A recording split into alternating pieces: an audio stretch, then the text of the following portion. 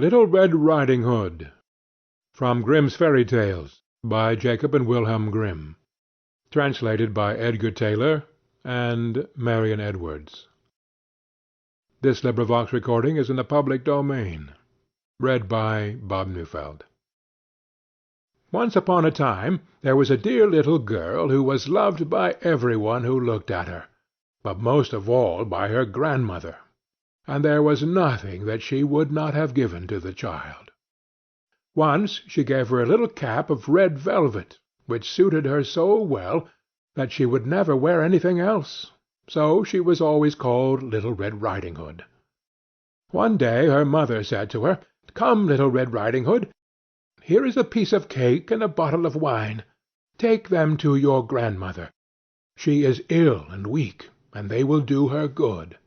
Set out before it gets hot, and when you are going, walk nicely and quietly, and do not run off the path, or you may fall and break the bottle, and then your grandmother will get nothing. And when you go into her room, don't forget to say 'Good morning,' and don't peep into every corner before you do it." "I will take great care," said Little Red Riding Hood to her mother, and gave her hand on it. The grandmother lived out in the wood, half a league from the village, and just as Little Red Riding Hood entered the wood, a wolf met her.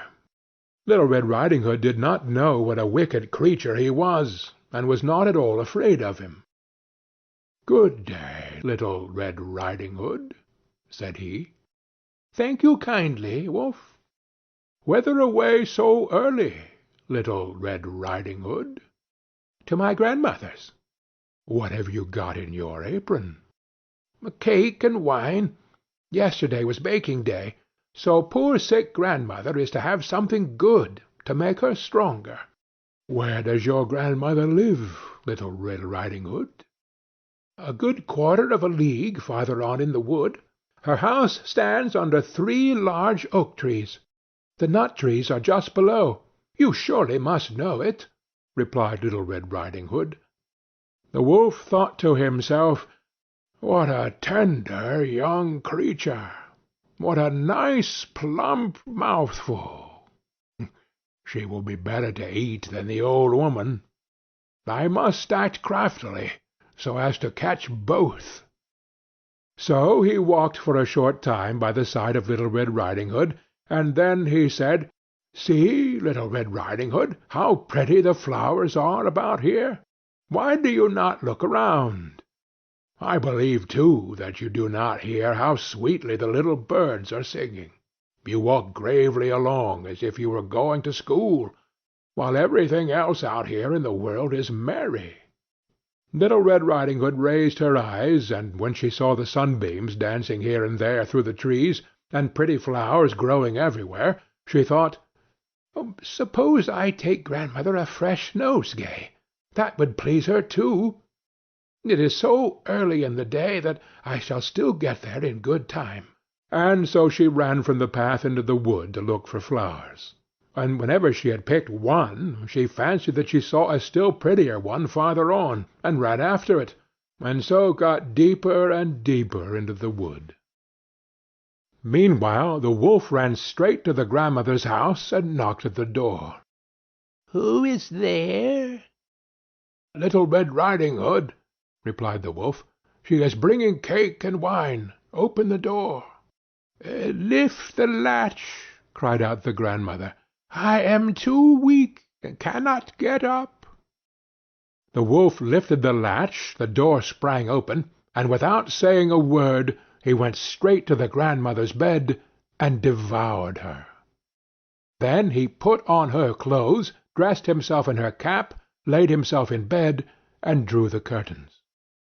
Little Red Riding Hood, however, had been running about picking flowers, and when she had gathered so many that she could carry no more, she remembered her grandmother, and set out on the way to her. She was surprised to find the cottage door standing open, and when she went into the room she had such a strange feeling that she said to herself, "Oh dear, how uneasy I feel to-day! And at other times I like being with grandmother so much." She called out, "Good morning!" but received no answer. So she went to the bed and drew back the curtains. There lay her grandmother with her cap pulled far over her face, and looking very strange. "Oh, grandmother," she said, "what big ears you have!" "The better to hear you with, my child," was the reply. "But, grandmother, what big eyes you have!" she said. "The better to see you with, my dear." "But, grandmother, what large hands you have!" "The better to hug you with." "Oh, but, grandmother, what a terrible big mouth you have!" "The better to eat you with." And scarcely had the wolf said this, than with one bound he was out of bed and swallowed up Little Red Riding Hood. When the wolf had appeased his appetite, he lay down again in the bed, fell asleep, and began to snore very loud. The huntsman was just passing the house, and thought to himself, "How the old woman is snoring! I must just see if she wants anything." So he went into the room, and when he came to the bed, he saw that the wolf was lying in it. "Do I find you here, you old sinner?" said he. "I have long sought you." Then, just as he was going to fire at him, it occurred to him that the wolf might have devoured the grandmother, and that she might still be saved. So he did not fire, but took a pair of scissors and began to cut open the stomach of the sleeping wolf. When he had made 2 snips, he saw the Little Red Riding Hood shining, and then he made 2 snips more, and the little girl sprang out, crying, "Ah, how frightened I have been! How dark it was inside the wolf's!" And after that the aged grandmother came out alive also, but scarcely able to breathe. Little Red Riding Hood, however, quickly fetched great stones with which to fill the wolf's belly, and when he awoke he wanted to run away, but the stones were so heavy that he collapsed at once and fell dead. Then all 3 were delighted. The huntsman drew off the wolf's skin and went home with it. The grandmother ate the cake and drank the wine which Little Red Riding Hood had brought, and revived. But Little Red Riding Hood thought to herself, "As long as I live, I will never by myself leave the path to run into the wood when my mother has forbidden me to do so." It was also related that once, when Little Red Riding Hood was again taking cakes to the old grandmother, another wolf spoke to her, and tried to entice her from the path.